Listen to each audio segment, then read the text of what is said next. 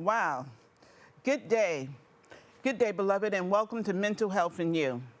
I'm your host, Cynthia Timms. You know, as I stated in the last episode that I know you'll all watch, there's a cold wind blowing in the land. A cold wind in the form of those who have health insurance that they're losing, on the verge of losing, jobs perhaps they're already lost, trying to feed their family, trying to feed themselves, trying to pay the rent. In the midst of this, they still got to try somehow to take care of themselves. My guest today knows something about that a little bit. She is mental health counselor, but this is part 2.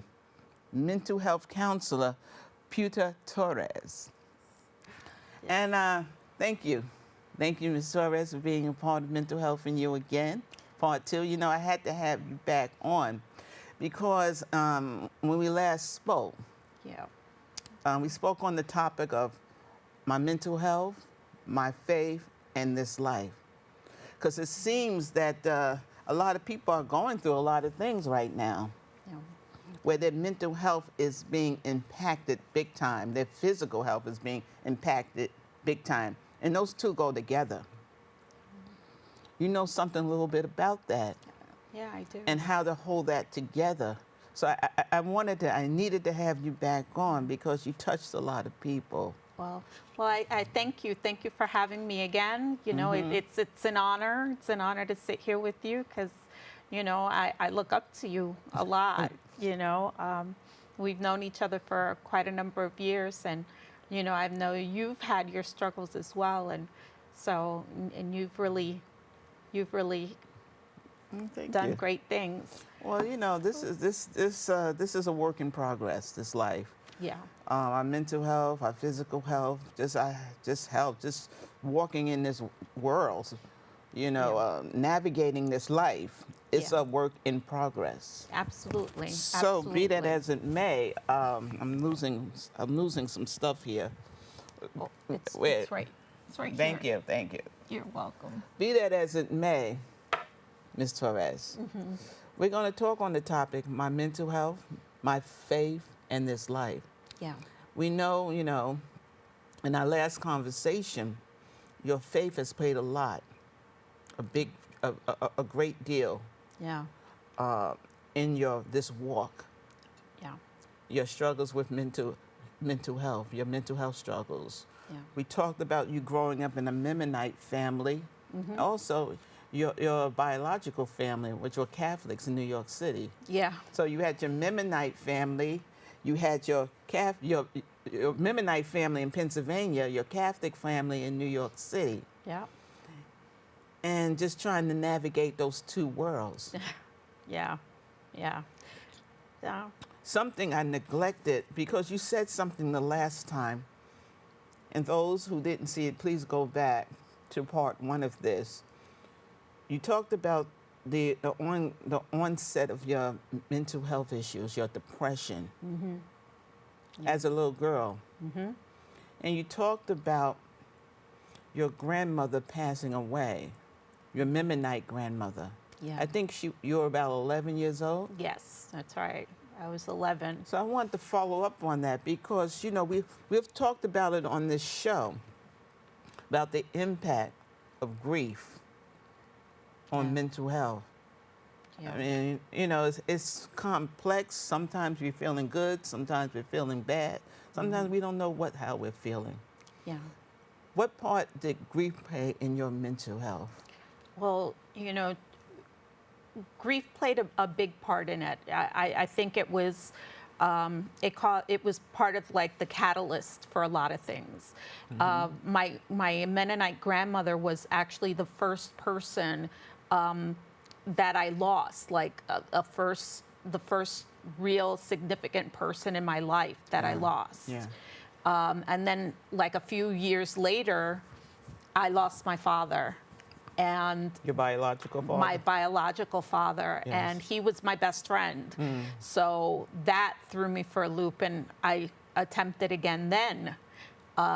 So grief played a really big part. For those who didn't hear that, what did you attempt? Oh, I attempted suicide. I attempted suicide. That was my second time. Right. I was 16 at the time. And it just seemed like after that, the hits just kept coming. You know, it was one thing after another. You know, I ended up having an abortion at 16. I ended up in the hospital at 18 because I was having a psychotic break. I ended up in a domestic violence situation when I was in my 20s and giving birth and having my first son. I stood in that relationship for 6 years and it was really volatile. Then after that, it was like just struggling to be a single parent raising my kids, you know, and I would work and try to go to school. It was really difficult. It was a really stressful time. Now, you're in your late teens, early 20s around this time, right? Yeah, I'm in my 20s, my early 20s around that time. What relationship with your Mennonite family did you have, and what relationship with your biological family did you have then? Well, with my Mennonite family, it was like, you know, we still kept in contact. We wrote letters to each other. We would call once in a while, but I wasn't visiting them on a regular the way I had been when I was younger. Because you talked about in the last episode that you used to go every summer down to Pennsylvania to spend the summer with them, and what difference that made in your mental health. Oh, yes. So that had stopped, or that had decreased as you got older and had a baby? Well, yeah. Almost, yeah. Yeah, and then with my second son, I had postpartum depression, which was really rough. And with my biological family, after my father passed away, you know, I mentioned in the first episode that I had a very difficult relationship with my mother. Yes, I remember. Yeah, with my biological mother, it was a very difficult relationship, and it wasn't a great time between me and my biological family. I wasn't getting support the way I needed it. A lot of times, I felt very ostracized by my own family. I felt, and I ended up having to kind of pull away because it was so hurtful. I felt really hurt by some of the way that my biological family would treat me. The only one who really seemed to support me with my children, to help me with my kids, was my brother. My brother, he would come by and take them for a while for me, and take them to the park and things like that. But my mother and my sisters, a lot of times I had to beg. Well, that's interesting. Yeah. I'm so sorry to hear that. That must have been extremely difficult. Yeah. But I also remember you saying the last time that you were a bad daughter. You weren't a good daughter to your mother. I wasn't. Who was the good one and who was the bad one? Based on what you're saying now, why do you think you were a bad daughter? Because you said that the last time. Because I'm hearing this, and you know, I asked you that in the wake of what you said the last time. Yeah. But now I'm hearing that your biological parents, your biological mother and your sister, were very, you know, distant. Or had ostracized you, sort of. Yeah. So why were you the bad daughter? Well, because I had a really bad relationship with my mom. I always felt like I wasn't wanted. Okay. I always felt like I wasn't wanted by my biological mother, and that's why I was much closer to my father. So after he passed away, it got, I didn't have anybody to lean on. And when I tried to lean on my mother was afraid of getting hurt by me because I had hurt her so much growing up. We mentioned the impact of generational trauma. Yeah. You know, how it can be passed on sometime in families. How oftentimes it is passed on, whether we recognize it or not. We have hurt parents and hurt grandparents and this and that. and they hurt us. Yeah. They maybe not that they're meaning to hurt, but that's all they know. Yeah. Yeah.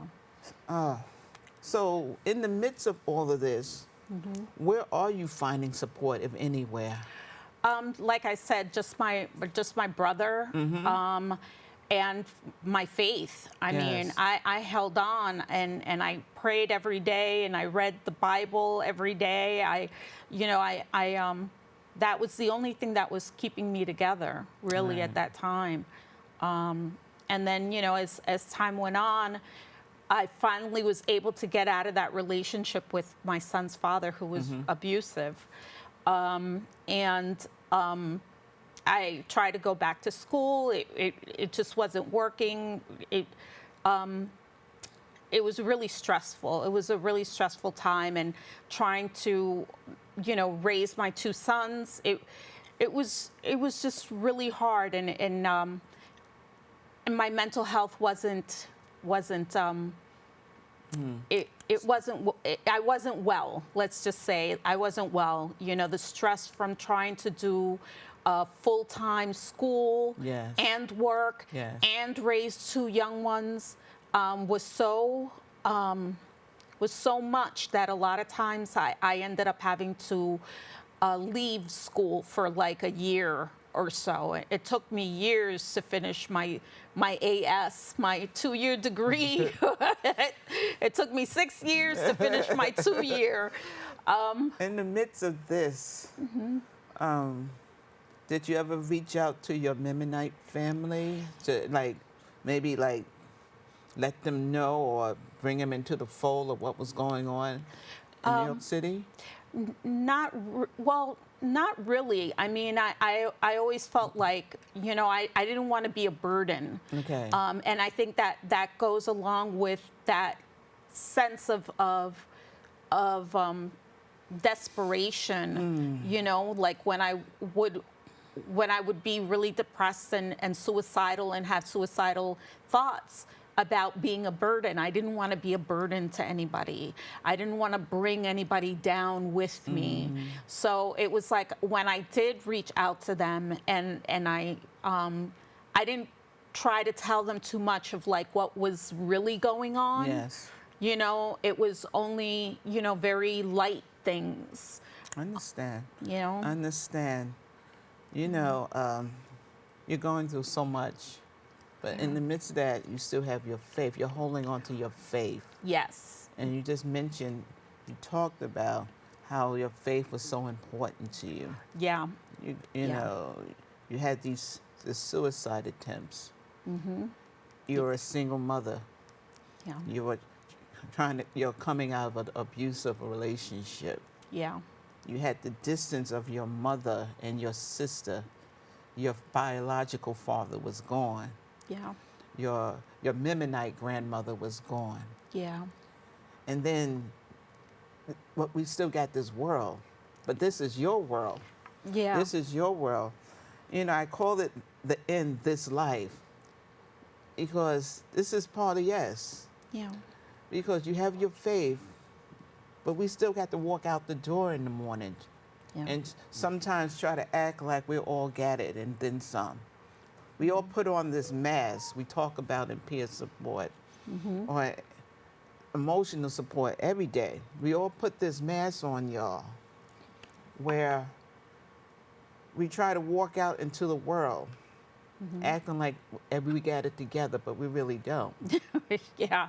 And then working on the line, working on the crisis line, I think one thing that I took out of it, because, we used to get calls and texts from all over the world and all over this country, Yeah. 24/7 for real, y'all. And one thing it taught me is like, there's people going through things all over this world.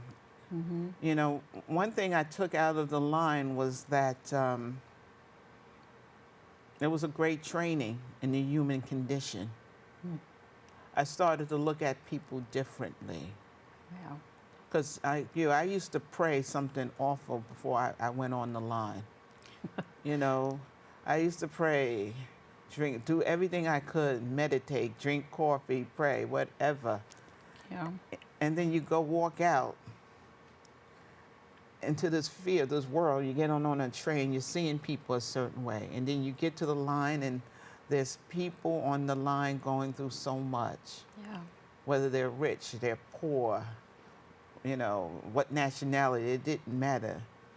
And I soon recognized, it made me recognize that we're more alike than we were separate. That's right. No That's matter, right.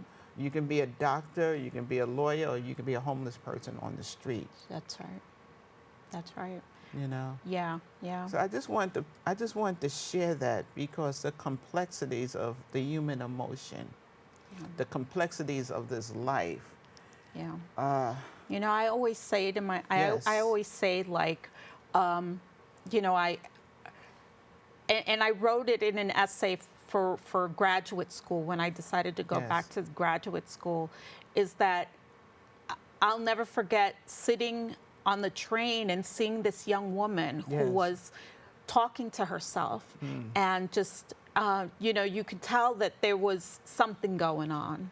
There was some mental health challenges that she was going sure through. she just didn't have her headpiece on, was having a conversation with some... Because I tell you, the first time I saw that on a bus years ago, Yeah. I thought the same thing. Yeah. Okay, so No, I'm no, sorry, I it's had to. okay. I digress. Go ahead. No, but it's true. No, that's true. That's Okay. true. But no, unfortunately, this person looked homeless and wasn't. Okay. She wasn't doing very well, and it came to my mind. That could be me. That could have been me. That could have been me if circumstances would have stayed the way they kept going. That could have been me. That would have been me on that train. And,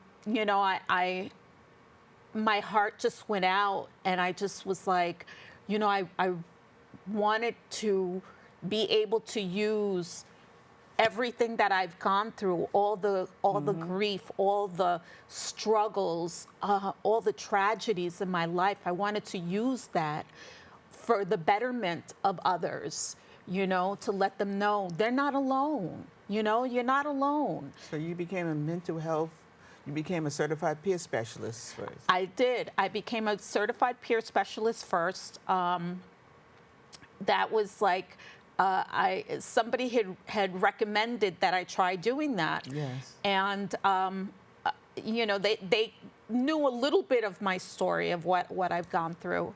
And I said, okay. And I'll never forget the first time I was on those lines and I was answering those calls. Yes. And, and I was hearing people's stories. Yeah. I mean, it hit me that my God, all the stuff that I've gone through in my life, there was a reason. Like it all came together. You know how they say, things happen for a reason. Yes. And we often don't want to believe that, because we're like, this is too bad. What I'm going through is... God, show me the reason for this. Right, exactly. Yes, exactly. yes. Like, there can't be a reason for this. Don't know. Yes. But it all came together, and it was like, I tell you, it was like the heavens opened up, and it was, I can't explain it. It was such an incredible feeling to know that all those things, and I mean, because in the midst of those things, it was hard. It was a dark time for me. Yes. I mean, there were times where literally, my wrists would itch, like for me to slip my wrists. Like I Yeah. just wanted to slip my wrists, and I would have to run out of my house just so that I wouldn't do anything. Yes. There were moments where it was so dark for me, and to then come out of that, and now Yes. be able to say in the mornings, thank you, God. Thank you for letting me wake up today. You're a living, breathing testimony, Pura, of peer support. You're a living, breathing testimony of it, you know, and that's why that's one of the reasons I wanted to have you back on. Yeah.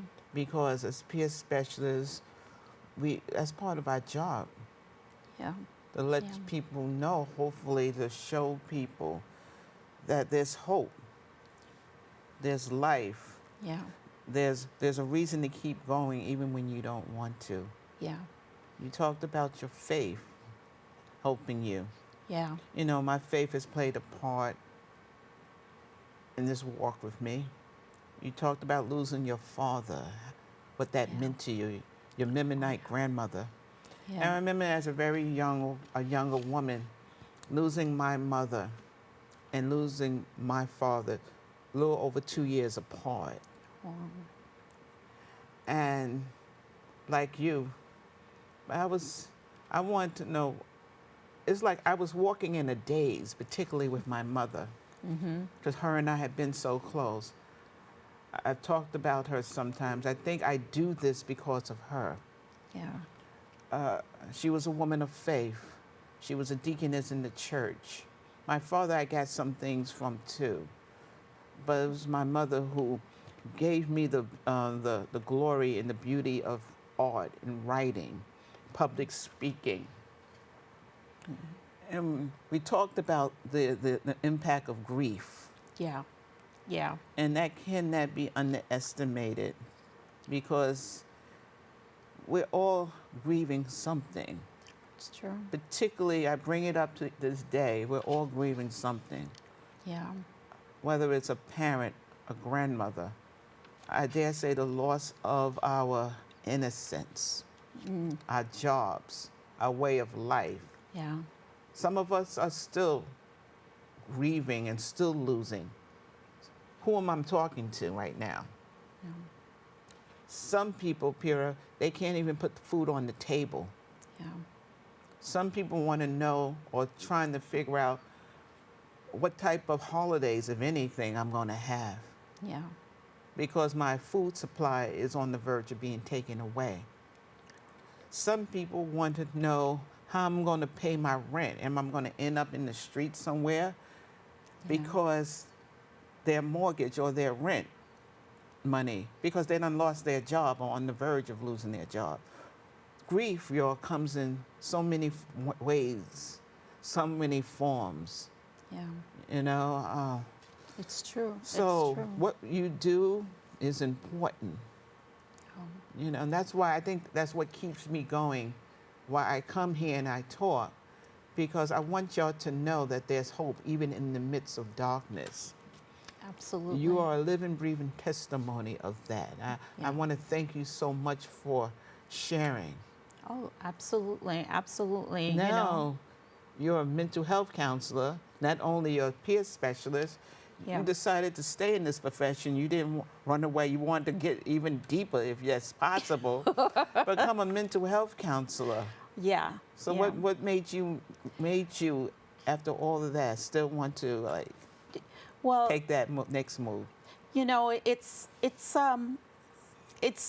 amazing, but God always seems to bring us full circle on Yes. things, you know? Yes. And I just felt like, you know, the love that I ended up finding becoming a peer support specialist. Yes. It just made me want to continue to give.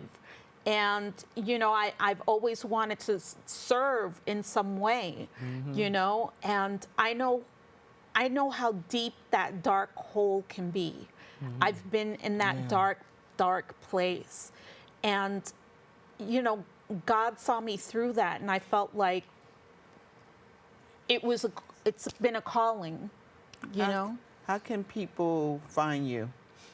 What are you doing now, I should say? Oh, well, I'm a counselor. I'm a mental health counselor with my limited permit. I'm working at a nonprofit organization in Manhattan as a counselor. You know, they're more than welcome to contact me. I do individual, family, couples, young adults. I counsel them. And what hope would you give them in the midst? In the midst, what would you tell that someone, that young girl, that 11-year-old today who may be going through something, that 11-year-old boy who's thinking about checking out, who's lost somebody, lost hope? What can we tell them? Hold on. Hold on. There's another day coming, and that day's going to be a lot better than today. Just hold on. There's light at the end of that tunnel, and it's okay because you're not alone. You're not alone. You're not alone, y'all. You hear that? And that's truth. Yeah. I want you also to know that you're beautiful, that you're made in the image of God. Amen. God has a purpose for you. I know it's dark sometimes, and it still is. But at the end of that, there's hope, there's beauty. Yeah. So I want to thank you so much for being a part of this ongoing experience in mental wellness and health, and mental health in you, Yeah. Pura. I want to thank Absolutely. the staff of Bronxnet for giving us this platform. And I want to thank you. Beloved, I want to thank you because you're beautiful.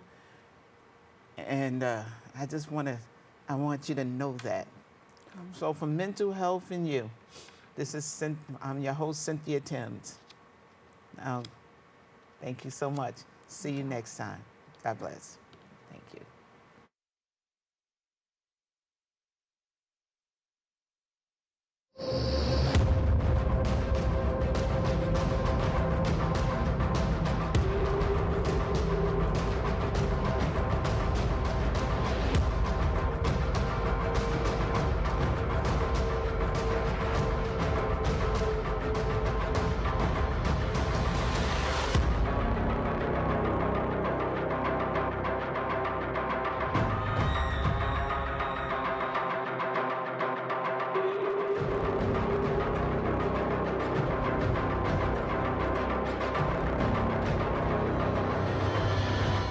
There's a new channel to explore, and it's bringing the classics back to life. During the day, relive the Bronxnet originals that sparked conversations and built community. At night, dive into the hip-hop throwbacks that defined the generation. One destination, two powerful lineups. Now playing on Optimum Channel 952, Fios 2138, and streaming at bronxnet.tv. BX Legacy, where history meets the moment.